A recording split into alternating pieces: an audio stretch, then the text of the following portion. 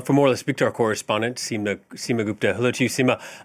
Leo considered a moderate, not as progressive as the late Francis, but outspoken on some of the same issues. So will he be able to unite the traditionalists and progressives within the Catholic Church?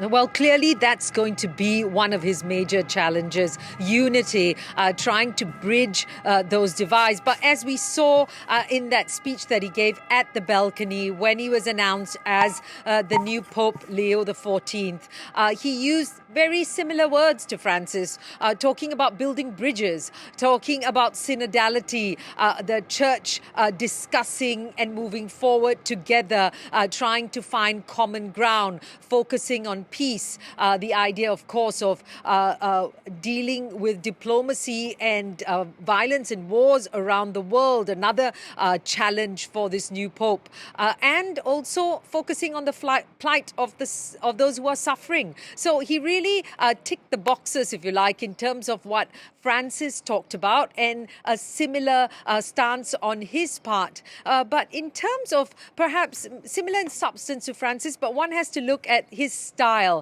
He is said to be slightly different in style, sort of a quieter approach, someone who's pragmatic, someone who's discreet is what he's been reported to be like. So perhaps it might be more of the same in substance, but a different style. Of course, all of that said, it remains to be seen, because once one becomes Pope, things can change. Even Francis was considered fairly quiet on his part, and we saw how things evolved. So lots of challenges for this new Pope, though. It's very clear.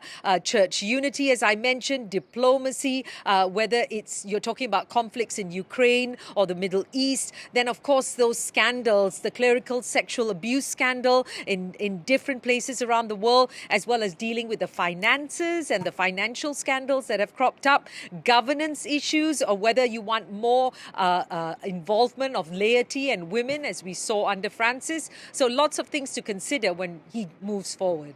And some will be wondering about continuity in another sense as well, Seema. Of course, Francis died recently on Easter Sunday. Before him, Pope Benedict resigned in 2013. So Leo, actually the third Pope in just 12 years. Exactly. And if you can excuse me, it's this spring air. But essentially, he's only 69 years old. When Francis became Pope, he was 76. So you can imagine he's got many years ahead of him. And it will be a while to see how he evolves. We'll have to see. There are many years ahead of him in terms of how he will progress, how he will make his decisions, and what he will deal with first. In the case of the Vatican, the Pope is the absolute monarch, if you like. So we'll have to see the direction that he takes. I think he will want to find his placing, but he is someone who's not unfamiliar with the Vatican and the way things are run. He's someone who's got a long pastoral experience in Peru, as we've mentioned.